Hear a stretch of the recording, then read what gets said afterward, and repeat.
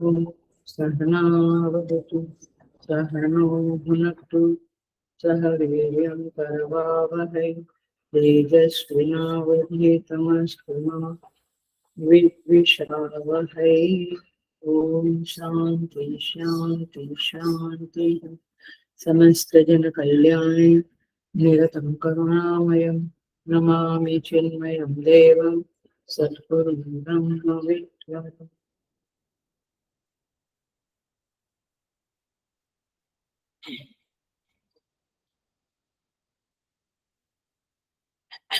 So I welcome you all with great love and great respect in this Taittiriya Upanishad Brahmananda Valli.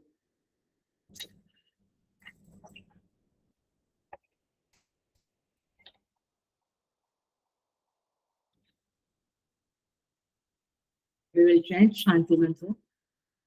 Om Shanno Mitra Sham Varunaha Shanno Bhavatvaryama Shanna Indro Bruhaspatihi Shanno Vishnu Rurukramaha Namo Brahmane Namaste Vayu Tvameva Pratyaksam Brahmasi Tvameva Pratyaksam Brahma Vadisyami Ritam Vadisyami Satyam Vadisyami Tanmam तद्वक्तारमवतु अवतु माम् अवतु वक्तारम्। ओम शांति शांति शांति।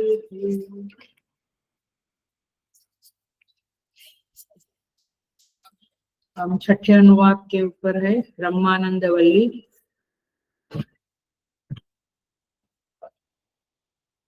Sixth अनुवाक। असन्नेव स भवति असत् ब्रह्मेति वेच्चेत अस्ति ब्रह्मेति चेद्वेद सन्तमेनं ततो विदुरिति तस्यैष एव शारीर आत्मा यः पूर्वस्य अथातो अनुप्रश्नाः उता विद्वान् अमुं लोकं प्रेत्य कश्चन गच्छति आहो विद्वान् अमुं लोकं प्रेत्य कश्चित् समश्नुता सोकामयत बहुस्यां प्रजायेति स तपोतप्यत स तपस्तप्त्वा इदं सर्वम् असृजत यत् इदं किञ्च तत् सृष्ट्वा तदेवानुप्राविशत तत् अनुप्रविश्य तच्च त्यक्त्याभवत् निरुक्तं च अनिरुक्तं च निलयनं च अनिलयनं च विज्ञानं च अविज्ञानं च सत्यं च अनृतं च सत्यम् अभवत् यदेदं किञ्च तत्सत्यम् इत्याचक्षते तदप्येष श्लोको भवति।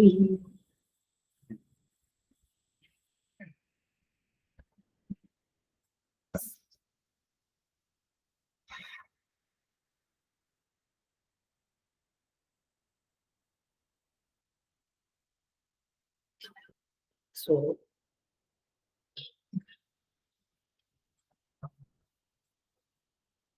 छठा अनुवाक। यहाँ पे ब्रह्मवेत्ता लोग कहते हैं असन एव स भवति असत ब्रह्म इति वेद चेत। यदि कोई व्यक्ति ब्रह्म को असत कहता है माने ब्रह्म नहीं है परमात्मा नहीं है ऐसा कहता है तो फिर वह असत ही हो जाता है।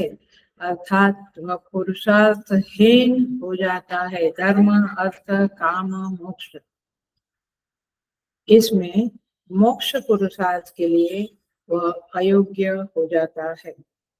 अस्ति ब्रह्म इति चेद्वेद संतम एनम ततो विदुः इति। यदि कोई कहते हैं कि हम ब्रह्म को सत्य मानते हैं, माने ब्रह्म है, परमात्मा है, ऐसा मानते हैं, तो फिर ब्रह्मवेत्ता लोग कहते हैं कि ऐसा पुरुष सत्पुरुष कहलाता है, माने वे सज्जन कहलाते हैं। आगे कहते हैं तस्य एष एव शारीर आत्मा यह पूर्वस्य। जो आनंदमय कोश की बातें हमने पंचम अनुवाक में करी, उस आनंदमय कोश के भीतर यह आत्मा, यह ब्रह्म रहता है। माने वही आनंदमय आत्मा का शारीर आत्मा है, माने अंदर वाला आत्मा है। अथा तो अनुप्रश्नाः। अब शिष्य गुरु से पूछता है, इतनी बातें सुनी ब्रह्म के बारे में, अब वो पूछता है, क्या कहता है? उता उता विद्वान अमम लोकम प्रेत्य कश्चन गच्छति। माने जो अविद्वान व्यक्ति है, माने विद्वान नहीं है, स्कॉलर नहीं है, शास्त्र नहीं पढ़ा है, अथवा कहो परमात्मा में नहीं मानता है, ऐसा व्यक्ति इमम लोकम प्रेत्य, इस लोक को छोड़कर, माने शरीर छोड़कर, क्या परमात्मा को पा लेता है? माने मानता नहीं है तो क्या वो परमात्मा को पाएगा? नहीं पाएगा। अहो विद्वान अमुम लोकम प्रेत्य कश्चित समश्नुता। कहते हैं क्या विद्वान व्यक्ति परमात्मा को, इस देह को छोड़कर परमात्मा को पा लेता है? माने 3 प्रश्न हुए यहाँ तक। कल की ही बात रिपीट कर रही हूँ। पहला प्रश्न, ब्रह्म है या नहीं? ईश्वर परमात्मा नाम की कोई चीज है या नहीं? दूसरा प्रश्न होता है, क्या अविद्वान, जो विद्वान नहीं है, माने जिसने शास्त्र पढ़ा नहीं, ईश्वर को मानता नहीं, ऐसा व्यक्ति क्या परमात्मा को इस देह को छोड़ने के बाद पा सकेगा?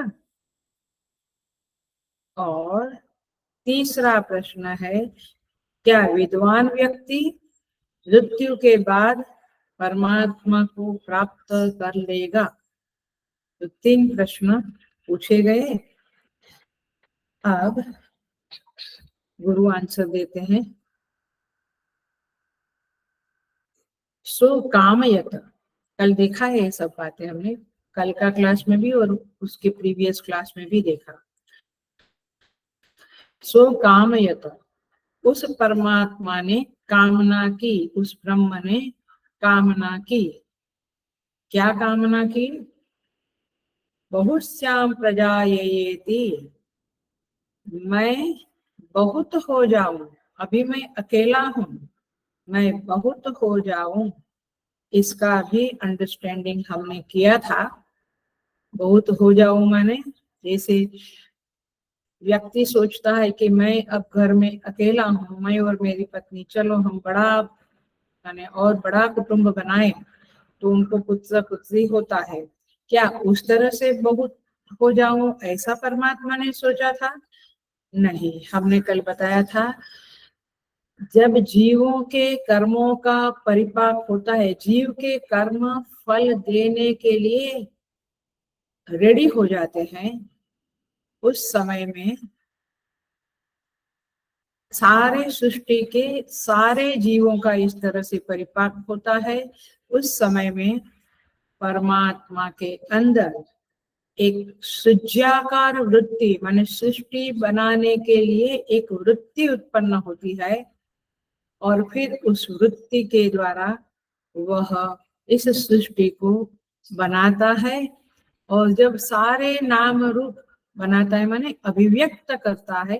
प्रलय में सब सोए पड़े थे ना भगवान के अंदर, अब उसने क्या किया, सबको जगाया और सारे जीव अब सृष्टि के अंदर अभिव्यक्त हो गए, मैनिफेस्ट हो गए। वो मैनिफेस्टेशन इज को द बहुश्याम प्रजायेति, माने वो मैनिफेस्टेशन जो नाम रूप का हुआ, व्यक्त हुआ सारे जीव, उसी को भगवान कहते हैं, स्तुति माता कहती है उसी को बहुभवन माने परमात्मा बहुत हो गया। समझ में आया? कल हमने ये बात करी। अब पुनः लगता है कि नहीं जम रहा है तो आप ज्वाइन कर ले, आप रिकॉर्डिंग सुन लेना। स तपो तप्यत, फिर उसने क्या किया, तपो तप्यत, उसने तप किया। हमारे जैसा तप किया नहीं, उसने क्या तप किया, भाष्यकार कहते हैं उसने आलोचन किया, आलोचना की माने विचार किया कि कैसे यह सृष्टि बने। स तपस्तप्त्वा इदं सर्वम असृजत यदिदं किंच, उसने तप किया और यह सब कुछ जो सृष्टि में दिखता है वह सबकी सर्जना की, माने इवन पेड़ पौधे नदी सागर सब कुछ अव्यक्त रूप में चला गया था महाप्रलय में।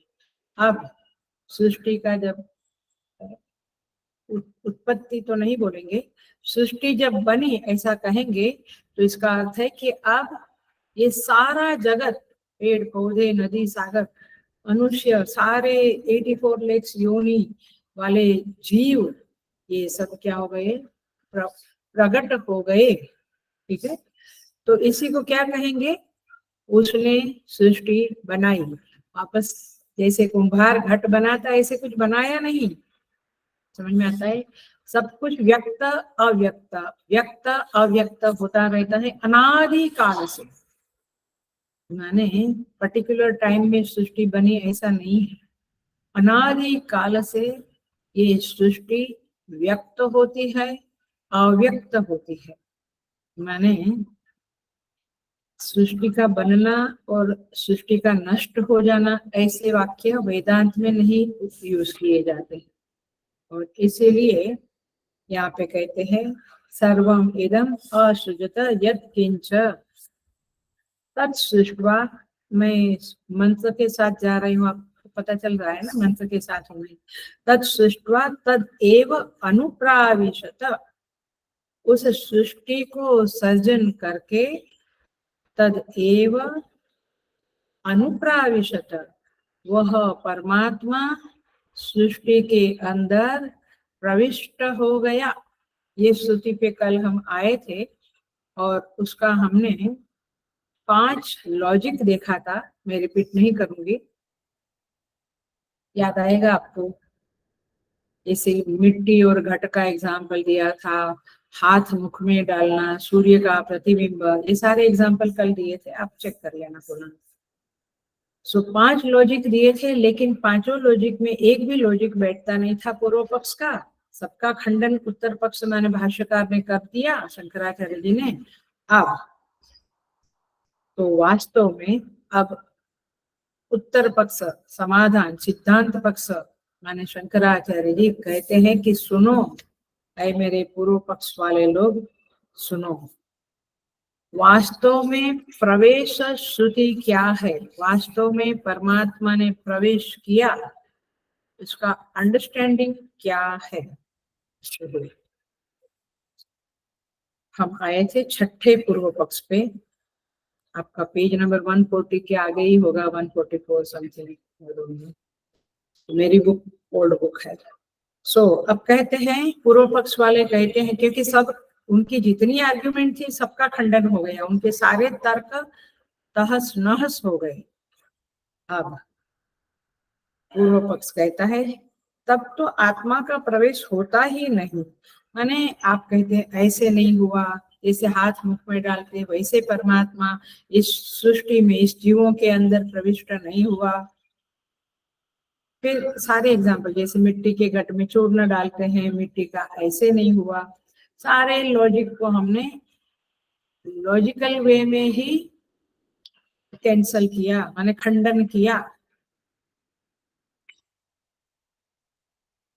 तो आत्मा का प्रवेश होता ही नहीं है इसके सिवा तदेवानुप्राविशत। तो माने अब पूर्व पक्ष हार गया, थक गया, वो कहने लगा कि तब तो प्रवेश हो चुका, माने ये प्रवेश की श्रुति गलत है, श्रुति माता को गलत बताया। श्रुति कभी गलत नहीं होती है। कहते हैं कि श्रुति की कोई गति दिखाई नहीं देती है। हमारे माने मीमांसकों के, ये सब पूर्व मीमांसा वाले लोग हैं, सिद्धांत अनुसार इंद्रियातीत विषयों का ज्ञान होने में श्रुति ही कारण है। माने इंद्रियों से परे की ये जो बातें हैं, प्रवेश किया, सृष्टि महाप्रलय में गई, सृष्टि मैनिफेस्ट हुई, ये सारी बातें हम श्रुति के कारण ही जानते हैं। वो जानने में श्रुति ही कारण है। किंतु इस वाक्य से बहुत यत्न करने पर भी किसी प्रकार का ज्ञान उत्पन्न नहीं होता है। हमें समझ में नहीं आता कि परमात्मा कैसे प्रविष्ट हुआ। अतः खेद है कि तत्सृष्ट्वा तदेवानु प्राविशत, यह वाक्य अर्थ शून्य होने के कारण त्यागने योग्य है। इस वाक्य का कोई मीनिंग नहीं है, इसे छोड़ दो। श्रुति का तो हमारे स्वामी सुबोधानंद जी कहते थे, श्रुति का तो कोमा भी छोड़ नहीं सकते हम लोग। श्रुति जो है उसमें जो उदात अनुदात कोमा फुल स्टॉप किसी को भी हम टच नहीं कर सकते हैं, ये सब कुछ परफेक्ट है। सो ये लोग तो कहते हैं मीमांसक वाले, इसे छोड़ दो, ये वाक्य गलत लगता है, शून्य लगता है। आप देखो सिद्धांती क्या कहते हैं, ऐसी बात नहीं है, क्योंकि इस वाक्य का अर्थ तुम लोग नहीं समझ सकते हो। देखिए ये प्रसंग चल रहा है, ब्रह्मवेत्ता ब्रह्मविद आपनोति परम, ब्रह्मवेत्ता ब्रह्म को प्राप्त कर लेता है, ब्रह्म सत्यम ज्ञानम अनंतम है, निहितम गुहायाम, बुद्धि रूपी गुहा में छिपा हुआ है यह ब्रह्म, इत्यादि वाक्यों का निरूपण किया गया है। तो फिर ब्रह्म के बारे में बताना, उसका विज्ञान बतलाना यहाँ अभिष्ट है, उसका ही प्रसंग चलता है।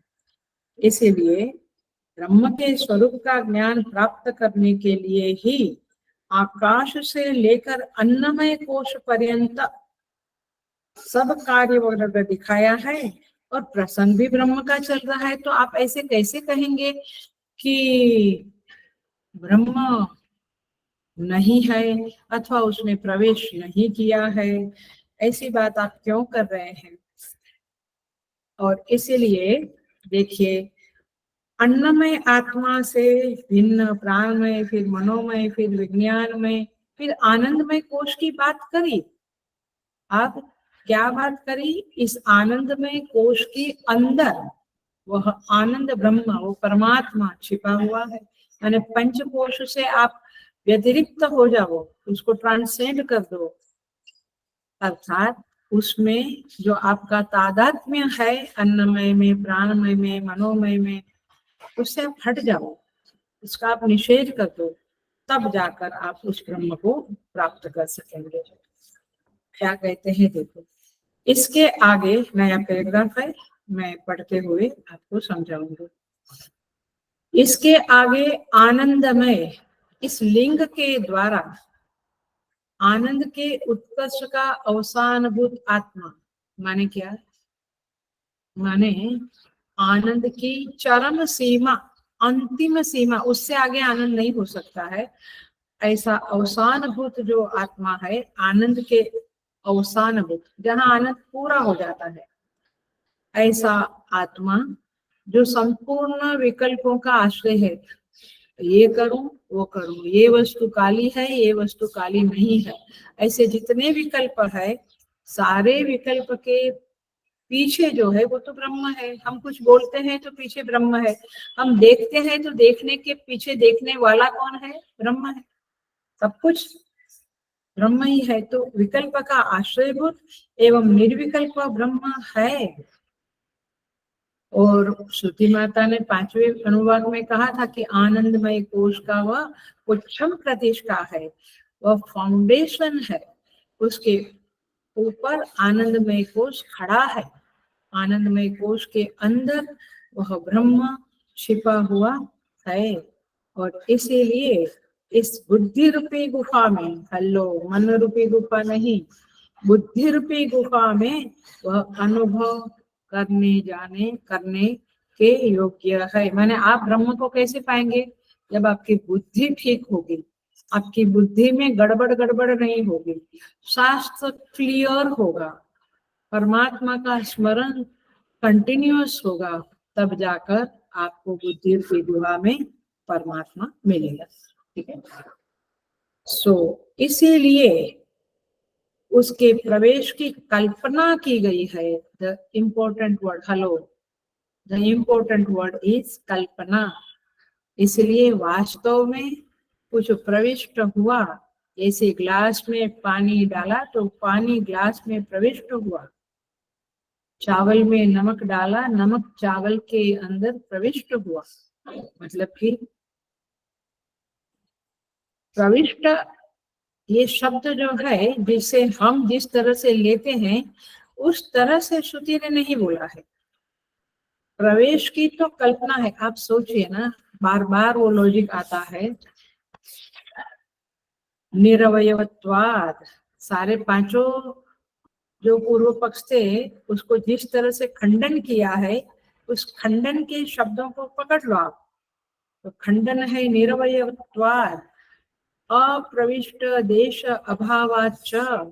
ऐसा कोई देश नहीं जहां ब्रह्म नहीं है, ब्रह्म सर्वत्र है। तो फिर प्रवेश की बात कहाँ होगी? प्रवेश तो बाहर से अंदर आना है, जो जहां है ही, तो प्रवेश शब्द का कोई मतलब नहीं है। फिर भी श्रुति ने जो प्रवेश कहा है वो इसीलिए कहा है क्योंकि हमारी अज्ञान में, हमारी जो अज्ञान वाली बुद्धि है, उस बुद्धि में ऐसा है कि ये अन्नमय कोश है, ब्रह्म प्राणमय कोश है, और सब कोशों के अंदर ब्रह्म है, तो वह उधर प्रविष्ट किया है। इसलिए प्रवेश की कल्पना है।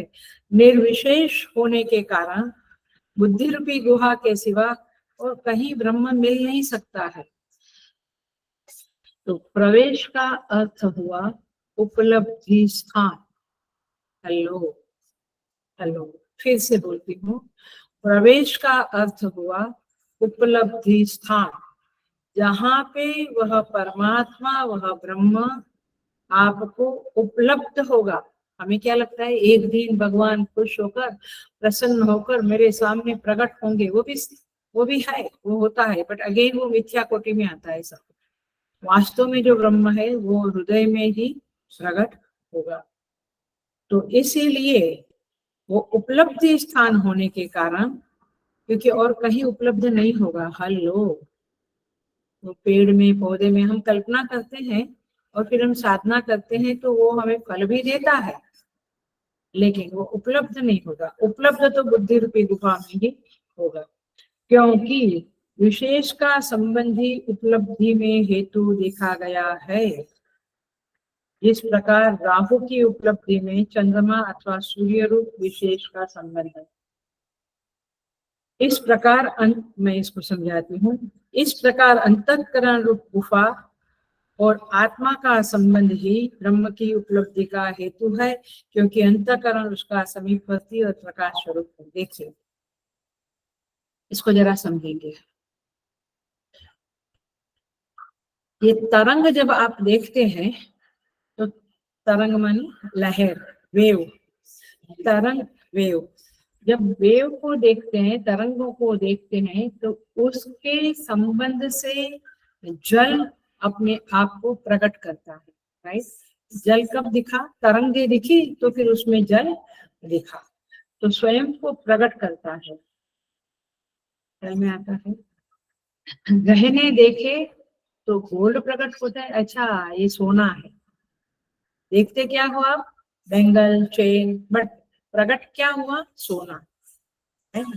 ऐसे तरंगों को देखकर जल प्रकट होता है, गहने को देखकर सुवर्ण अपने चित्त में प्रकट होता है अथवा बुद्धि में प्रकट होता है। वैसे देखो, ध्यान से सुनना, बहुत बहुत ही इंपॉर्टेंट पॉइंट है, पकड़ लिया तो आपको बहुत सहारा मिलेगा साधना में। वैसे आपके अंदर जो वृत्ति उठती है ना, थॉट आता है ना, एक एक, अभी बहुत गर्मी शुरू हो गई है, अब ठंडी हो गई, वृत्ति आई ना माइंड में, थॉट। तो ये जो वृत्ति उठती है, कहाँ से उठती है? आप सोचिए कहाँ से उठती है। शास्त्र कहता है वो चेतन से उठती है। अंदर जो चेतन ब्रह्म विराजमान है, वहीं से ये वृत्ति उठती है और फिर शमित भी हो जाती है। फिर दूसरी वृत्ति उठती है, वो शमित होती, तीसरी वृत्ति उठती, वो शमित होती। इस तरह से प्रतिबोध विदितम मतम, बोधे बोधे विदितम, एक एक बोध माने वृत्ति उठती है, फिर शमित होती है। उस वृत्ति के जरिए उस चेतन को पकड़ो। तो कहाँ से उठी वृत्ति? तो आपने क्या कहा, आपने क्या पकड़ा? चेतन को पकड़ा। अच्छा, ये कौन सी कंपनी का आदमी है? वो आदमी को देखकर उस कंपनी की याद आई, ये कैडिला का है, ये अमेजोन से आया है, ये क्या बोलते हैं आपको, पिज्जा वगैरह मंगाते हैं, कहाँ से आया है? तो तात्पर्य ये है कि उसको देखते हुए कुछ याद आता है ना। उसी तरह से, उसी तरह से वृत्ति को देखते हुए, वृत्ति उठती है, हम उसे जानते हैं, उसके साथ साथ उस चेतन को पकड़ो, उस चेतन को याद करो। वह चेतन है, वह ब्रह्म है, इट एग्जिस्ट्स, ऐसा समझो। तो इस तरह से यहाँ पे कहते हैं हर वृत्ति अपने साथ उस ब्रह्म को प्रकट करती है। क्षणिक वृत्ति उस निर्विशेष का लिंग बनती है। शास्त्रीय भाषा में बोले तो, कभी कभी शास्त्रीय भाषा बहुत प्यारी लगती है, तो समझाने के लिए पिज्जा वाला और मेडिसिन वाला और क्या बोलेंगे, कुरियर वाला, फिर पता चले कुरियर, हाँ विचारे कुरियर वाला, तो विचारे कुरियर याद आया, कुरियर वाले को देखकर। तो पॉइंट इज दिस की वृत्ति को देखते हुए, क्षणिक वृत्ति को देखते हुए उस निर्विशेष जो चेतन है उसका स्मरण होता है, वह है ऐसा अप्रूव होता है, प्रामाणिक होता है। इसीलिए ये अंतःकरण जो है उसका, उस बुद्धि रूपी गुहा में जो ब्रह्म है उसके साथ संबंध है। और इस तरह से उस संबंध के जरिए, उस संबंध को जानते हुए आप उस ब्रह्म को उपलब्ध कर सकते हैं। You can attain that realization by knowing वृत्ति। सो यहाँ पे कहते हैं जैसे राहु चंद्र, ये सारी बात करी है, चंद्रमा छिप जाते हैं, ऐसे आनंदमय कोश में ब्रह्म छिपा हुआ है। सो निर्विशेष ही, निर्विशेष को विशेष ही के द्वारा जाना जाता है। वो आनंदमय कोश है जिसको हम अनुभव करते हैं कि ओ मुझे ये खाने से आनंद, ये देखने से आनंद, ये सुनने से आनंद आया, बट वो आनंद क्षणिक है। तो ये विचार आता है कि परमानेंट आनंद कहाँ है? तो श्रुति माता कहती है सुनो सुनो हे साधकों, परमानेंट आनंद भी है, असीम आनंद भी है, और वह तुम्हारे आनंदमय कोश के भीतर है। माने ये जगत के छोटे मोटे हैप्पीनेस आप एक्सपीरियंस करते हो ना, वो मामूली है, उसके अंदर एक खजाना, एक महासागर, एक दरिया, समुद्र भरा पड़ा है ब्रह्म रूपी आनंद का। सो इस तरह से यहाँ पे कहते हैं, टिप्पणी भी बहुत सुंदर है। जिस प्रकार अंधकार और प्रकाश दोनों जड़ है, अंधकार एवं प्रकाश दोनों जड़ है, तथापि प्रकाश अंधकार रूप आवरण को दूर करने में समर्थ है। वैसे ही ये वृत्तियां जो है अंतःकरण की, वह वृत्ति और अज्ञान दोनों जड़ है, वृत्ति जड़ है। वृत्ति में जब चेतन मिलता है तब वृत्ति जानती है। समझ में आया? ऐसे ही वृत्ति में ज्ञान नहीं होता है। सो विभिन्न विभिन्न वृत्तियां जो होती है उसमें परिणत हुआ अंतःकरण अज्ञान का नाश करने में समर्थ है। तात्पर्य ये है, वेरी सिंपल, ब्रह्माकार वृत्ति के द्वारा आप अज्ञान की वृत्ति को नाश कर सकते हैं। ब्रह्माकार वृत्ति, अभी क्या वृत्ति होगी शायद आपकी? कुकराकार, रुहाकार वृत्ति इधर उधर जाती है ना। सारी वृत्तियों को ब्रह्माकार वृत्ति नष्ट करेगी और इस तरह से आत्मा का ज्ञान होगा। तो तात्पर्य ये है कि वृत्ति अंदर है, अज्ञान की वृत्ति भी अंदर है, ब्रह्माकार वृत्ति भी अंदर ही है। आप जब साधना करके ब्रह्माकार वृत्ति बनाएंगे तब उस ब्रह्माकार वृत्ति के द्वारा जो अंदर ही है अज्ञान का नाश होगा, और अज्ञान का नाश हुआ तो ब्रह्म उपलब्ध होगा। ब्रह्म वहीं पर उपलब्ध होगा जहां पर आपकी वृत्तियां डांस कर रही है, भांगड़ा कर रही है। और इसलिए यहाँ कहते हैं जिस प्रकार, देखिए, सो समझना ये है कि बात प्रवेश की नहीं है, उपलब्धि स्थान की है। प्लीज अंडरस्टैंड, उपलब्धि बुद्धि रूपी गुफा में बन होती है, ये बताना है। इसीलिए आगे बढ़ते हैं। जिस प्रकार प्रकाश युक्त घटादि की उपलब्धि होती है, माने घट पड़ा है लेकिन अंधेरा है तो घट मालूम नहीं पड़ेगा, लाइट हुई तो पता चला क्या, अच्छा यहाँ घट है ना, प्रकाश के कारण ही घट का पता चला। ऐसे बुद्धि के प्रत्यय रूप प्रकाश से, ब्रह्माकार वृत्ति रूप प्रकाश से युक्त आत्मा का अनुभव होता है। माने जब ब्रह्माकार वृत्ति बनेगी, अज्ञान का नाश होगा, तो वह आत्मा आपके हृदय रूपी गुहा में ही उपलब्ध होगा, क्योंकि वृत्ति वही बनती है। माय डियर फ्रेंड्स, ये बात को पकड़ लेना, ये वाक्य को पकड़ लेना, वृत्ति चूंकि हृदय रूपी गुहा में बनती है, इसीलिए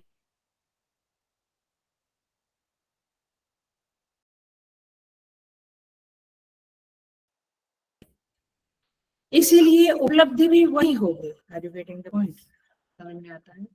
ये मेन बात है, ये क्रक्ष है, ये समझने वाली बात है, ये पकड़ने वाली बात है। क्यों? नहीं नहीं, मुझे तो कृष्ण बाहर ही देखना है, तो देखो वो मिथ्या कृष्ण दिखेगा, सच्चा कृष्ण तो अंदर ही है। ओके, अतः उपलब्धि की हेतुभूत गुहा में वह ब्रह्म निहित है, गुहा में ही वह निहित है। इस बात का यहाँ पे प्रसंग है। इसलिए माय डियर मीमांसक लोग, आप ऐसा मत कहो कि प्रवेश श्रुति मिथ्या है। ये प्रवेश श्रुति का मतलब है उपलब्धि स्थान बताना, और श्रुति इस तरह से यहाँ कहती है तद सृष्ट्वा तदेवानु प्राविशत, उसे बनाकर उसमें प्रविष्ट कर गया। इस प्रकार इस कार्य वर्ग को रचकर अनुप्रविष्ट सा हुआ। भाष्यकार ने साफ कर दिया, अनुप्रविष्ट सा माने एज इफ प्रविष्ट हुआ है, क्योंकि वो तो सर्वत्र है, प्रवेश की बात ही कहाँ आती है। आकाश आदि का कारण रूप ब्रह्म बुद्धि रूपी गुहा में दृष्टा, श्रोता, मनता, विज्ञाता ऐसा सविशेष रूप सा जान पड़ता है। सृष्टा कौन है? आपके अंदर देखने वाला को क्या बोलेंगे आप? दृष्टा। सुनने वाले को श्रोता, सूंघने वाले को घ्राता, चखने वाले को रस को चखने वाला माने, और स्पर्श करने वाले को स्पर्शवा। तो इस तरह से जानने वाले को विज्ञाता। तो इस तरह से ये जो अपने अंदर है, इसे हम बिल्कुल अच्छी तरह से जानते हैं। वह कौन है? वह सविशेष ब्रह्म है, निर्विकल्प ब्रह्म अभी पाना है, वो गुहा में छिपा हुआ है। अतः वह ब्रह्म इस सृष्टि का कारण है, इसलिए उसका अस्तित्व होने के कारण उसे है, इन्वर्टेड कोमा में है करके ग्रहण करना चाहिए, माने वो है ऐसा मानना चाहिए। आप परमात्मा नहीं है ऐसा मत मानो, परमात्मा है ये बात माननी चाहिए। यहाँ पे इतना पूरा होता है।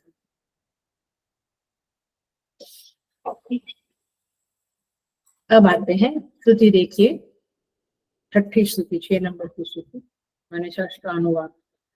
कहते हैं तत्सृष्ट्वा तदेवानुप्राविशत, प्रविष्ट हो गया माने उपलब्धि हो गई। तद अनुप्रविश्य सत च त्यक च अभवत, संधि अलग कर रही हूँ, उसमें प्रविष्ट होकर, सारे जीवों में सारे पदार्थों में प्रविष्ट होकर वह सत, सत माने मूर्त, फॉर्म वाला, रूप वाला, नेम एंड फॉर्म वाला। त्यक्ष माने अमूर्त, नेम एंड फॉर्मलेस बन गए, माने सारे नाम रूप जो दिखता है वह भी वह ब्रह्म है, और जो नहीं दिखता है, अमूर्त है, अव्यक्त है, अभी ये पेड़ दिखता है, बीज दिखता है, उसका अंदर अभी दिखता नहीं है, उसका नेम एंड फॉर्म नहीं है, वो बीज परिणत हो गया। तो अमूर्त भी वह परब्रह्म ही है, और मूर्त भी वह परब्रह्म ही है, ऐसी बात करते हैं। फिर आगे कहते हैं निरुक्तम च अनिरुक्तम च, निरुक्त भी वह है, अनिरुक्त भी वह है। निलयनम च अनिलयनम च, निलयन भी वह है, अनिलयन भी वही है, यानी वो परमात्मा ही सब कुछ बन गया है। विज्ञानम च अविज्ञानम च, विज्ञान भी वही है, अविज्ञान भी वही है। सत्यम च अनृतम च, सत्य भी वही है और असत्य भी माने अनृत भी वही है। सत्यम अभवत यदिदम किंच, जो कुछ भी है उसमें मूर्त अमूर्त, निलयन अनिलयन, निरुक्त अनिरुक्त, सब कुछ वह बन गया है। तत्सत्यम इति आचक्षते। हेलो, ध्यान से सुनना, ये पंक्ति बुक का मीनिंग बोल रही हूँ। लास्ट पंक्ति ऑफ द मंत्र, तत्सत्यम इति आचक्षते।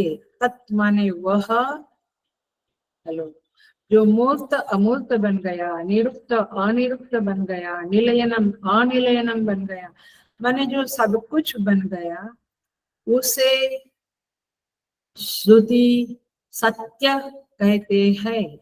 सत्य माने हम जिसे कहते सत्यम ज्ञानम अनंतम ब्रह्म, वो जो सत्यम ज्ञानम अनंतम ब्रह्म है, वो किसको बोलते हैं? जो प्रविष्ट हो गया और मूर्त अमूर्त सब कुछ बन गया। What a beautiful, what a wonderful, what a surprising श्रुति, बहुत आश्चर्यजनक श्रुति है। तदप्येष श्लोको भवति, उस विषय में यह श्लोक है। देखते हैं हम, आ जाइए भाष्य के ऊपर। ब्लॉक है तस्य सार्वज्ञम, एक जो व्हाइट कलर का ब्लॉक है ना, जिसके अंदर क्या लिखा है? तस्य सार्वज्ञम, मिला वो ब्लॉक मिला। अब कहते हैं उसने कार्य में प्रवेश करके क्या किया? वह सत माने मूर्त और असत माने अमूर्त हो गया। त्यक माने अमूर्त, वह मूर्त हो गया, अमूर्त हो गया, सत हो गया, असत हो गया। ये व्यावहारिक सेंस में बोला जा रहा है, इसको ऐसे ही समझना। माने पेयर्स ऑफ ऑपोजिट, चलो इंग्लिश में बोले, पूरा द्वंद्व पेयर ऑफ ऑपोजिट वही बन गया। माने हिंसा अहिंसा, सत्य अनृत, सत्यम अनृतम, हरा काला गोरा, माने सब कुछ पेयर ऑफ ऑपोजिट वह बन गया। उन अमूर्त, हाँ, जिनके नाम और रूप की अभिव्यक्ति नहीं हुई है, यानी जिसकी अभिव्यक्ति हुई वे मूर्त, नहीं हुई वे अमूर्त। लेकिन दोनों कहाँ रहते हैं? ये सब कुछ मैनिफेस्टेड जो चीजें हैं, और जो अनमैनिफेस्टेड है वो कहाँ रहते हैं? पृथ्वी पे रहते हैं। अब लंबा भाषण करना पड़ेगा। पृथ्वी कहाँ? जल में जल, अग्नि में अग्नि, वायु में वायु, आकाश में आकाश, अव्यक्त में अव्यक्त, पर ब्रह्म में आया। वो श्रुति है ना, तस्मात् आत्मना आकाश संभूतः, आकाशात् वायु, वायुर्अद्य वायोर अग्नि ही अग्नि अद्यः अद्य पृथिव्याम औषधयः वगैरह वगैरह। सो सब कुछ ये दिखने वाला जगत और जो नहीं दिखने वाला अव्यक्त जगत है, वह सब कुछ उस आत्मा में रहता है। उन मूर्त एवं अमूर्त शब्दवाच्य पदार्थों को उनका अंतर्वर्ती आत्मा केवल अभिव्यक्त करता है। आत्मा उसकी रचना नहीं करता। पेड़ पौधे की, मनुष्य की रचना आत्मा नहीं करता। वो क्या करता है? केवल मैनिफेस्ट करता है और फिर अनमैनिफेस्ट होकर सब कुछ आत्मा में लीन हो जाता है महाप्रलय। सो इस तरह से यहाँ पे कहते हैं।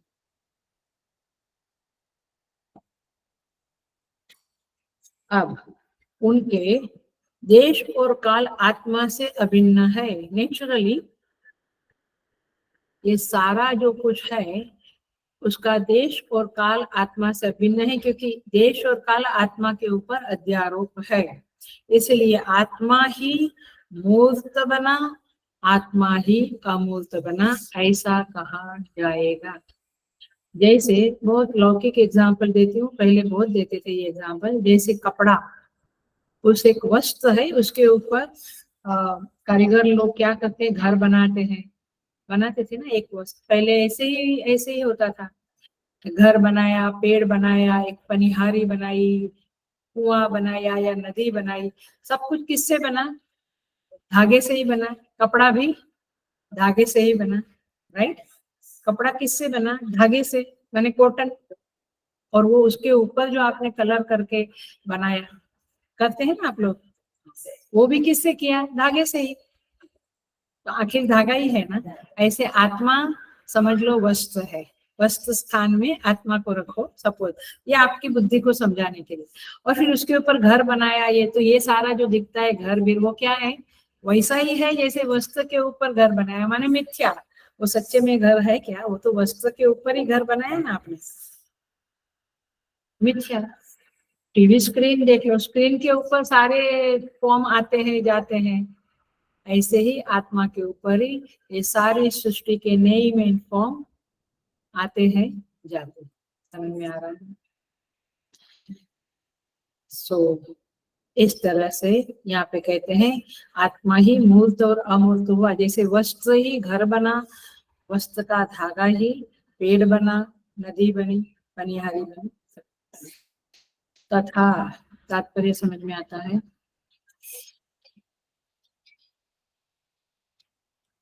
यहाँ पे मूल बात कहना चाहते हैं, नाम और रूप, नेम एंड फॉर्म, जब अव्यक्त थे, महाप्रलय में थे तभी आत्मा में थे, व्यक्त हुए तभी भी आत्मा में ही है। वो घर जो धागा के ऊपर बना, वो वस्त्र के ऊपर, वो किस में है? वस्त्र में ही है। वो अलग से है क्या वो घर? समझ में आ रहा है ना? पहले बनाते थे ना आप लोग कपड़े के ऊपर, अभी भी बनता होगा, वो हस्तकला बोलते हैं या जो भी है ना, बस याद है। तो ऐसे ही सब कुछ ये आत्मा के, आत्मा रूपी पट के ऊपर, पटवत, आत्मा रूपी पट के ऊपर ये सारा जगत बना हुआ है। जैसे वस्त्र के ऊपर, वस्त्र में ही घर वगैरह हम बनाते थे। सो चलो चीनी का ले लो। चीनी है, उसी का हाथी घोड़ा सब बना। तो हाथी घोड़ा किस अलग से बना क्या? चीनी में ही है ना हाथी घोड़ा का अस्तित्व। जब हाथी घोड़े नहीं बने थे, हाथी घोड़े बोलो नहीं तो आपका जो भी बोलना है बोलो, माने खिलो, माने खाने की जो चॉकलेट होती है, ये सब जो कुछ भी होता है, मिठाइयाँ, वो कोई ना कोई शेप की बनी। तो आखिर में वो है किसमें? शक्कर में ही है ना। चीनी का खिलौना जो बना, घोड़ा बना, हाथी बना, बिल्ली बनी, ये सब कुछ चीनी में ही है। वैसे आत्मा में ही सारा जगत उभरा हुआ है, अध्यारोपित है। वो जो घर बना, वृक्ष बना, नदी बनी, वो आरोपित है वस्तु के ऊपर। वैसे ये जगत भी अमूर्त और मूर्त दोनों ही आत्मा में ही है। आत्मा से ही अप्रविभक्त देश काल में रहते हुए ही ये नेम एंड फॉर्म की अभिव्यक्ति हुई और फिर एक समय उसका प्रलय हो जाएगा। तो आत्मा ही हेलो जगत रूप में अभिव्यक्त हो रहा है। The self only is expressing, manifesting itself as the form of this world. बराबर? So, अब कहते हैं तथा वही निरुक्त और अनिरुक्त सभी हुआ। निरुक्त का अर्थ होता है जिसको निर्वचन किया जाए, बोला जाए। माने हम कहेंगे ये कुर्सी, कुर्सी शब्द निरुक्त में आएगा क्योंकि उसको 4 पैर है, उसको बैक है, वो बैठने के काम आती है इत्यादि। तो निरुक्त उसे कहते हैं जिसे सजातीय विजातीय पदार्थों से अलग करके देश काल विशिष्ट रूप से वह यह है ऐसा कहा जाए। यह पुस्तक है ऐसा हम बोल सकते हैं, यह लैपटॉप है। तो जिसे यह वह यह है ऐसा बोल सकते हैं उसे निरुक्त कहेंगे। निरुक्त एक शास्त्र है, पता है ना? छंद, निरुक्त, ज्योतिष, ये सारे उपांग है, माने वेदांग है, वेद के अंग है, 6 अंग है। सो निरुक्त, व्याकरण, तो इस तरह से यहाँ पे कहते हैं। और अनिरुक्त उसके विपरीत, माने जिसका वर्णन नहीं किया जा सकता है उसे, जिसको निर्वचन नहीं किया जाता उसे अनिरुक्त कहेंगे। तो निरुक्त क्या है? मूर्त, मूर्त जो मैनिफेस्टेड है उसको ही हम बोल सकेंगे ना, ये साड़ी है, ये कुर्सी है, ये पेड़ है ना? जो प्रकट नहीं है उसको कैसे बोलेंगे, है ना? तो इसलिए जो प्रकट नहीं है उसे अनिरुक्त कहेंगे। तो निरुक्त इज इक्वल टू ये बराबर शब्द नहीं है शास्त्रीय, बट आपको समझने के लिए, माने मूर्त यानी उसका विशेषण निरुक्त है, अमूर्त का विशेषण अनिरुक्त है। उसी को सत और असत कहेंगे अथवा त्यक्त कहेंगे, माने सत और अनुत। प्रत्यक्ष और परोक्ष कहेंगे, सारे शब्द सिनोनिम है। प्रत्यक्ष, परोक्ष, मूर्त, अमूर्त, निरुक्त, अनिरुक्त, सत, त्यक्त, और अभी आएगा निलयनम, अनिलयनम। ये सारी सृष्टि ये व्यक्त अव्यक्त से बनी हुई है। उसी प्रकार निलयन और अनिलयन भी समझना चाहिए। निलयन माने आश्रय, जो जिसका आश्रय है और जो आधेय है, मैं उसको समझाती हूँ और समझाती हूँ। ये सब कुछ आधार आधेय सब कुछ परमात्मा ही बन गया है। जैसे एक हल्का सा एग्जांपल देती हूँ, फिर और भी समझेंगे समय है तो। जैसे पुष्प है, वह पुष्प की जो गंध है, पुष्प है वो दिखता है, गंध दिखती है, उसकी स्मेल दिखती है? दिखती नहीं है ना। तो स्मेल है वो अव्यक्त है, पुष्प व्यक्त है, तो पुष्प को मूर्त कहेंगे, पुष्प को निलयन कहेंगे, और गंध को क्या कहेंगे? अमूर्त, अनिलयन, ऐसा। तो ये सारा कुछ मूर्त का ही विशेषण है। तो त्यक्त, अनिरुक्त, अनिलयन ये सब अमूर्त के धर्म है। सत, निरुक्त, निलयनम ये मूर्त के संबंध है, मूर्त के धर्म है। तो इस कहने का तात्पर्य है सब कुछ ब्रह्म ही बन गया है, एवरीथिंग इज ही। वह अनिलयन भी है, अतः ये अमूर्त के विशेषण व्याकृत विषयक ही है। अब क्या कहते हैं, देखो श्रुति कहती है विज्ञानम च अविज्ञानम च। अब विज्ञान माने चेतन, अविज्ञान माने जड़, पाषाण आदि। यह सब कुछ वह परमात्मा ही बन गया। इसलिए मैं कहा ना, हमारी संस्कृति में किसी भी चीज को अनादर से व्यवहार नहीं करते, बड़े आदर पूर्वक व्यवहार होता है।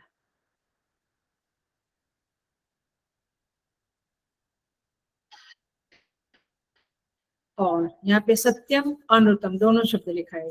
सत्यम च अनुतम च, माने सत्य माने व्यवहार संबंधी सत्य, और अनुत माने व्यवहार संबंधी अनुरोध झूठा। यहाँ पे परमार्थ सत्य नहीं बोला, यहाँ कैसे कहा है मैं सीधा आपको समझा दूं। आकाश और नीलिमा, वैसे आकाश भी मिथ्या ही है, सृष्टि मिथ्या तो आकाश भी मिथ्या ही है, बट नीलिमा के संदर्भ में आकाश क्या हुआ, सत्य हुआ, है ना। परमार्थ ब्रह्म के संदर्भ में आकाश भी क्या हो गया, मिथ्या हो गया। परंतु ये सारा जगत सत्य और मिथ्या का जोड़ा है। सत्य माने आकाश सत्य, व्यावहारिक सत्य, और नीलिमा प्रातिभाषिक सत्य दिखती है ना। तो इस तरह से व्यावहारिक सत्ता, प्रातिभाषिक सत्ता, ये दोनों सत्ता कौन बन गया, ब्रह्म बन गया। आप कहीं आकाश में घुस नहीं जाते, आपकी बुद्धि में ये पक्का रखो, ये सूत्रवत धागा पक्का पकड़ के रखो कि ब्रह्म ये सब कुछ बन गया। ये दिखने वाला जगत और उसके ऊपर जो प्रातिभाषिक सत्ता है, जैसे सुक्ति और रजत, सुक्ति में व्यावहारिक सत्य है, उसके ऊपर जो चांदी दिखती है वो प्रातिभाषिक सत्ता है। दोनों कुछ ये ब्रह्म ही बन गया। इसलिए आप एग्जाम्पल देते हैं, जैसे कि मृग तृष्णा आदि असत्य की अपेक्षा से जल आदि को सत्य कहते हैं। जो रास्ते में गाड़ी लेके जाते हैं तो पानी दिखता है ना, वास्तव में पानी नहीं होता। So the point is this कि जल के संदर्भ में माने वो मृग तृष्णा के संदर्भ में जल को सत्य कहा, मृग तृष्णा झूठ है, अनुरूप है। तो इस तरह से यहाँ पे कहते हैं कि सब कुछ वह बन गया, माने पूरा पेयर ऑफ ऑपोजिट वह बन गया। और in that sense we tell कि दुर्जन में भी वो परमात्मा है, सज्जन में भी वो परमात्मा है। इस सेंस से हम कहते हैं, बाकी तो व्यवहार में तो व्यवहार की तरह ही करना पड़ता है। तो फिर क्या, यह सब वह सत्य परमार्थ सत्य है क्या, नहीं। परमार्थ सत्य वह है जो कुछ बनता नहीं, बिगड़ता नहीं, अर्थात वो अपीयर भी नहीं होता है, वो जैसा है वैसा है, ज्यों का त्यों है, उसे परमार्थ सत्य कहेंगे। जो सत्यम ज्ञानम अनंतम ब्रह्म है वह परमार्थ सत्य है। क्योंकि सत त्यक आदि जो कुछ भी मूर्त अमूर्त धर्मजात है वह सामान्य रूप से सारा विकार एकमात्र उस सत ब्रह्म का है, माने सारा जगत उस ब्रह्म का ही पसारा है, तमाशा है। होल वर्ल्ड इज व्हाट, ब्रह्म। माने सारे तरंग ऐसे समझना, हाँ, वास्तव में नहीं समझना। एक्चुअली ये दिखता है वो तो सब मिथ्या है, बट कच्चा वेदांत के लिए थोड़ा कहा जाता है कि सब में ईशावास्यम, देखो आ गया ईशावास्यम वापस। तो जैसे सारे तरंग जल का ही विकार है, वैसे सारी सृष्टि के सारे नाम रूप उस ब्रह्म का ही विकार है। क्योंकि उससे भिन्न नाम रूप विकार का सर्वथा अभाव है, ब्रह्म से अलग कुछ है ही नहीं। एवरीथिंग ब्रह्म से अभिन्न है, ब्रह्म से सेपरेट कुछ नहीं है। अच्छा, दुर्जन व्यक्ति, हाँ, सब कुछ ब्रह्म से ही अभिन्न है, क्योंकि सब कुछ अध्यारोप है। हेलो, इस बात को नहीं बोलना है, अध्यारोप नहीं समझा तो फिर गड़बड़ हो जाएगी। इसलिए ब्रह्मवादी लोग उस ब्रह्म को सत्य ऐसा कहकर पुकारते हैं। अब ये पारमार्थिक सत्य है।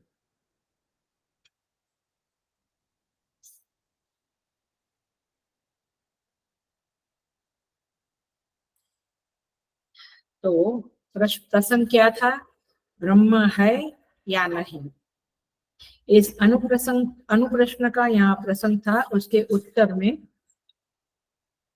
कहा गया, आत्मा ने कामना की, क्या कामना की, मैं बहुत हो जाऊं।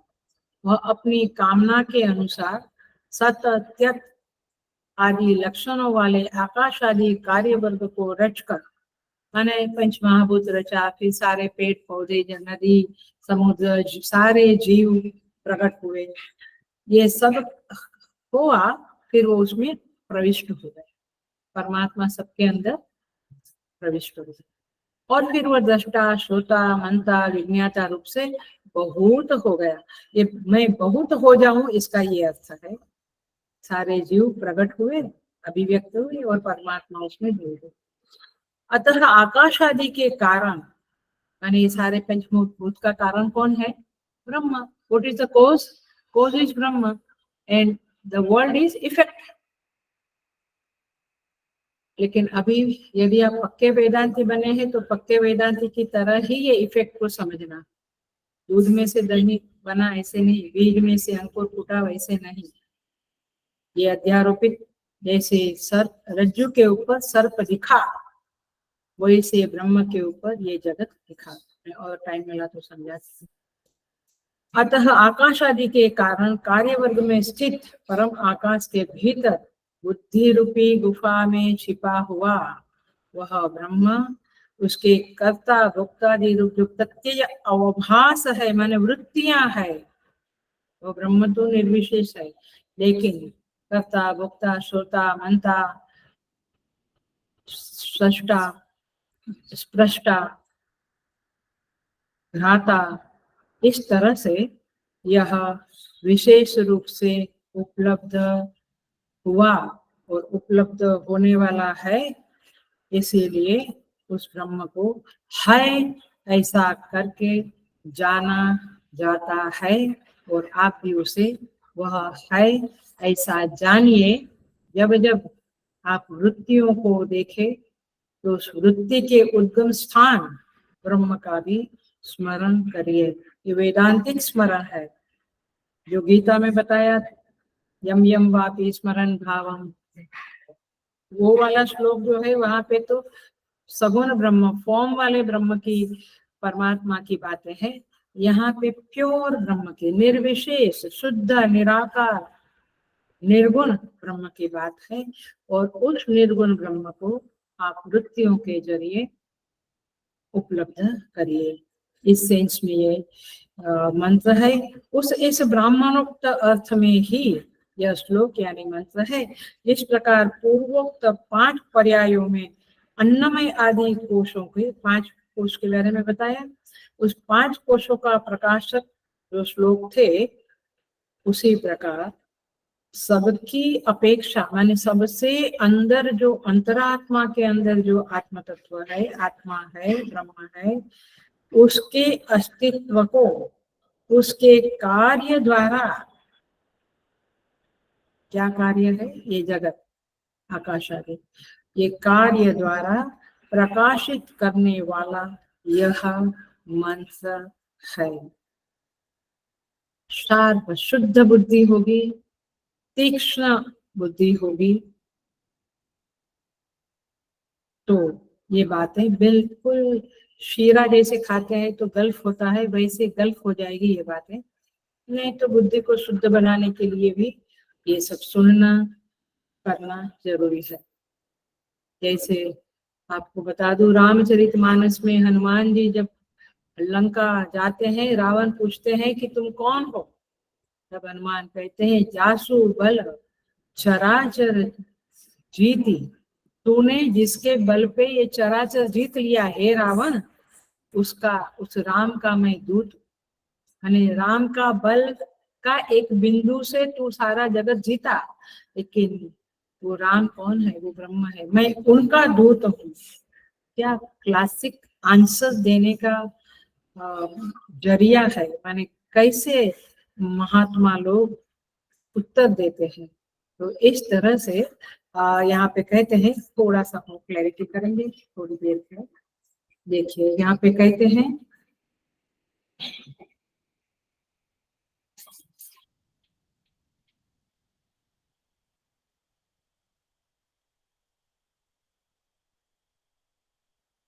यह ब्रह्म जो है वह आनंद में कोश का शारीर है, माने अंदर है।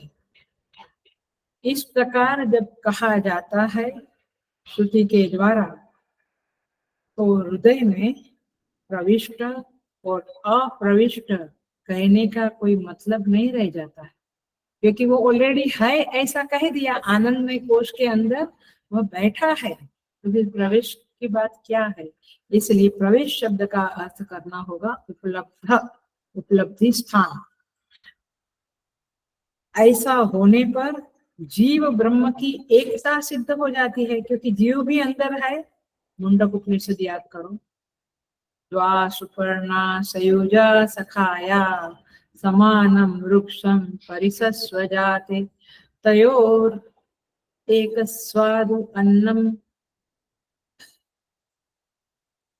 अन्यन अभिचाकशीति। कहते हैं, बराबर नहीं याद आ रहा है, बट पहली पंक्ति है, एक ही पेड़ के वृक्ष की डाली पे, माने एक ही वृक्ष की डाली पे द्वा सुपर्णा सयुजा सखाया, दो पक्षी बैठे हैं, तयोर एक स्वादु पिप्पलम अत्ति। हाँ याद आया, एक पक्षी है वो फल खाता है, पिप्पलम अत्ति, अत्ति माने खाता है, स्वादु पिप्पलम अत्ति, अच्छी अच्छी मीठी मीठी फल खाता है।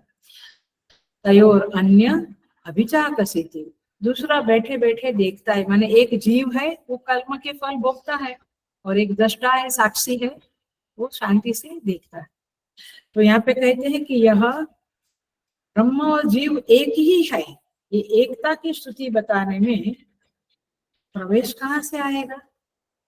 परमात्मा में यह जो जीव है वो तो अध्यारोपित है, तो प्रवेश के कारण होने वाले कर्तृत्व वगैरह दोष परमात्मा को लगते नहीं है, इसलिए प्रवेश वगैरह की बातें जो कही है उसका अर्थ उपलब्धि स्थान समझना चाहिए। अब क्या कहा? वही उपलब्धि, वही ब्रह्म जो सबके अंदर हृदय रूपी गुहा में प्रविष्ट हो गया, माने वहां रहता है, वहां उसका विद्यमान है, वहां वो उसका उपलब्धि स्थान है। वही सारा कुछ मूर्त अमूर्त, माने ये मैनिफेस्टेड अनमैनिफेस्टेड सब कुछ जो दिखता है वो बन गया। जैसे क्या कहते हैं, बहुत क्लासिक है, क्लासिक एग्जाम्पल है, एग्जाम्पल भी पकड़ लिया तो आप दाष्टान्त को पकड़ लेंगे। वह आत्मा स्वरूप प्रभु मिथ्या ही उसके समान हो गया। उसके समान माने ये मूर्त अमूर्त सबके समान हो गया। ये मूर्त जो दिखता है वो, और अमूर्त जो नहीं दिखता है वो क्या है? मिथ्या ही है, ये सृष्टि मिथ्या ही है, बट वह प्रभु उसके समान मिथ्या हो गया। मिथ्या हो गया माने मिथ्या जैसा हो गया।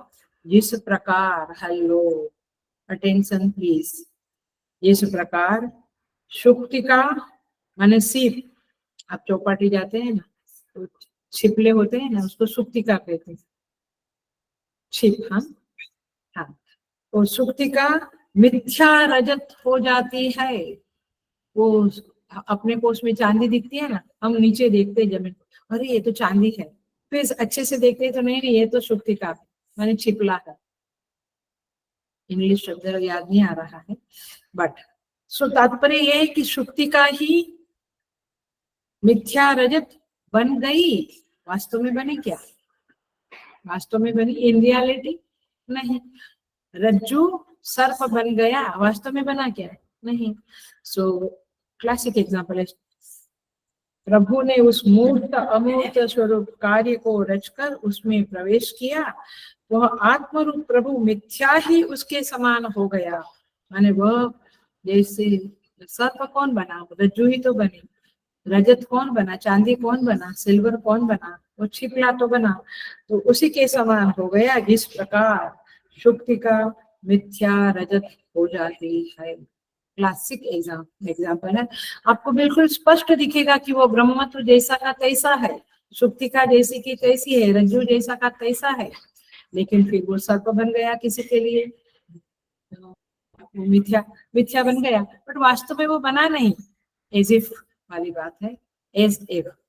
तो इस तरह से यहाँ पे कहते हैं वह मूर्त अमूर्त निरुक्त अनिरुक्त निलयन अनिलयन। देखो, साक्षात परोक्ष, साक्षात एवं परोक्ष रूप जो मूर्त अमूर्त पहले सत और त्यत कहा है, वही निरुक्त अनिरुक्त है, वही निलयन अनिलयन है। वास्तव में कंक्लूजन क्या आता है? ये पृथ्वी जल अग्नि ये तीन मूर्त पदार्थ है, और आकाश और वायु अमूर्त है। देख नहीं सकते, हम जो देखते हैं वो वास्तव में आकाश में है। तो वायु और आकाश दो अमूर्त माने त्यक्त शब्द के वाच्य है। तो अव्याकृत से लेकर माने अव्यक्त से लेकर अन्नमय कोश पर्यंत सब कुछ क्या है, भूत पंचात्मक ही है। इसके अतिरिक्त दूसरा कोई वस्तु नहीं है। माने मूर्त अमूर्त जो ब्रह्म बन गया, वो मूर्त अमूर्त तो मिथ्या है, तो वास्तव में उस ब्रह्म के अलावा और कुछ नहीं है। यही बात यहाँ पे कहनी है। देखो क्या कहते हैं, निलयन अर्थात आश्रय मूर्त का ही धर्म है, अनिलयन अर्थात अनाश्रय अमूर्त का ही धर्म है। जैसे मैं वार्तिककार को पढ़ रही हूँ, जैसे निलयन का अर्थ है आधार, जैसे पुष्प गुण आदि, और अनिलयन का अर्थ है आधेय, जैसे गंध रस आदि। पुष्प आधार है और गंध आधेय है। आपको अभी शायद ना समझे, लेकिन जो लोग साथ साथ में गीता भी मेरे साथ पढ़ रहे हैं, माने मंडे एंड वेडनेसडे जो गीता के क्लास में ले रही हूँ, उस क्लास में यदि आप आते हैं तो आपके चित्त में 110% 7वां अध्याय प्रकट हुआ होगा, क्योंकि वहां पे भगवान ने कहा है, यही बात करी है भगवान ने, जो यहाँ पे एक लाइन में कहा है वो पूरा 7वां अध्याय इस आधार आधेय के संदर्भ में है। आप वहां पे देख लेना। सो यहाँ पे कहते हैं इस तरह से जो गुण है वो आधार है और रस है आधेय है। और यहाँ पे कहा वैसे प्रथम जो सत्य शब्द है वो व्यावहारिक सत्य है, और बाद में जो सत्य शब्द है श्रुति में वह पारमार्थिक सत्य है। जो मृग तृष्णा है उसे यहाँ पे अनृत कहा है, और जल है उसको यहाँ पे सत्य कहा है, बट पारमार्थिक सत्य तो ब्रह्म है, इस बात को नहीं बोलना। यहाँ पे क्या कहते हैं, सत्य तत त्यत सत च त्यत च आदि समस्त जगत का निराकरण करके समस्त भेद से व्यापृत ब्रह्म मैं ही हूँ, ऐसा इस श्रुति में बोध कराया गया है। माने आई एम एवरीथिंग, अहम ब्रह्मास्मि। इस बात को मैं पुनः पुनः कहती हूँ कि मैं बहुत ऊपर ऊपर से ले रही हूँ, बहुत डिटेल में जाने से कोई आएगा ही नहीं। तो इसीलिए कोई आएगा नहीं माने इतना कप ऑफ टी सबका ग्रास्पिंग नहीं है, इसलिए। लेकिन यहाँ अहम ब्रह्मास्मि का ही बोध कराया गया है, और इसीलिए यहाँ पे आप भगवद गीता में जाइए, अगेन 13वां अध्याय में जाइए, यहाँ पे कहा है ज्ञेयं यत्तत् प्रवक्ष्यामि यज्ञात्वामृतमश्नुते अनादिमत् परम ब्रह्म न सत्तन्नासदुच्यते। कहते हैं गीता जी में भगवान श्री कृष्ण, वह न सत है न असत है, वह अनादि है, पर ब्रह्म अनादि मत है, जिसके बारे में मैं कहता हूँ और जिसे जानकर अमृत हो जाएंगे, माने मोक्ष को प्राप्त कर लेंगे। तो ऐसा यह चक्कर है, ऐसा यह छठा अनुवाक है। अर्थात वो कौन है, वो ब्रह्म कौन है, आप बुद्धि में पकड़ो उसे, जो बुद्धि वृत्ति के आविर्भाव और तिरोभाव का साक्षी है। मेरे अंदर कुछ वृत्ति आई, क्या आया, आज 12:30 बजे खा लेना है क्योंकि 1 बजे मीटिंग है, आई वृत्ति, और फिर वो शमित हो गई, तो आविर्भाव हुआ, तिरोभाव हुआ। उस दोनों को किसने जाना, कौन जाना, उसका नाम है साक्षी। साक्षी माने विटनेस है ना, अंदर कोई बैठा है ना साक्षी, तो साक्षी है, और उस एक अंतरात्मा को अव्यभिचारी सत्य के रूप में जानना चाहिए। इसीलिए हम कंक्लूड करते हैं कि ब्रह्म का अस्तित्व है, ब्रह्म है, और उसी की सत्ता का, हेलो ये भी इम्पोर्टेंट वाक्य है, उसी की सत्ता का आलंबन लेकर अविद्या से कल्पित कार्य कारण विद्यमान से प्रतीत होते हैं, माने उस ब्रह्म के कारण ही यह जगत मीठा मीठा लगता है, यह जगत सत्य लगता है ना, हमें सच लगता है ना। क्यों लगता है? उस ब्रह्म की सत्ता इसके अंदर है, ब्रह्म इन सब से अभिन्न है, इसीलिए यह जगत विद्यमान सा माने जगत है ऐसा करके अनुभव में आता है। इस तरह से यहाँ पे यह षष्ठम अनुवाक पूरा होता है। अब चूंकि हमारी बुद्धि बहुत दृढ़ नहीं है, इसलिए मनुष्य की बुद्धि की दृढ़ता के लिए पूर्वोक्त विषय में, मैंने अभी जो षष्ठम अनुवाक में कहा उस विषय में श्रुति युक्त अर्थ का अनुवादी मंत्र पहले की भांति कहा जाता है। माने छठा अनुवाक पूरा होता है, बट सातवां अनुवाक जो है वह इसी षष्ठ अनुवाक के संदर्भ में ही वापस कहा जाएगा, जिसे हम देखेंगे वेकेशन के बाद। लेकिन अब हम राजेश्वरी जो भगवान आप सबके ऊपर कृपा रखें, आशीर्वाद रखें, यही प्रार्थना करते हुए ओम पूर्णमद पूर्णमिदं पूर्णात् पूर्णमुदच्यते पूर्णस्य पूर्णमादाय पूर्णमेवावशिष्यते। ओम शांति शांति शांति। हरि ओम। श्री गुरुभ्यो नमः। हरि ओम।